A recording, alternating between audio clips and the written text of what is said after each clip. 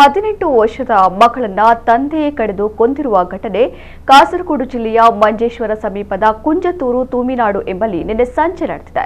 ಕೌಟುಂಬಿಕ ಕಲಹ ಕೃತ್ಯಕ್ಕೆ ಕಾರಣ ಎಂದು ತಿಳಿದು ಬಂದಿದೆ. ತೂಮಿನಾಡಿನ ಜುಮೈಲಾ ಕೊಲೆಗೀಡಾದ ಯುವತಿ. ಕೃತ್ಯ ನಡೆಸಿದ ಆರೋಪದಲ್ಲಿ ತಂದೆ ಉಮ್ಮರ್ ಫಾರೂಕ್ ಎಂಬಾತನನ್ನ ಬಂಧಿಸಲಾಗಿದೆ ಎಂದು ಪೊಲೀಸರು ತಿಳಿಸಿದ್ದಾರೆ.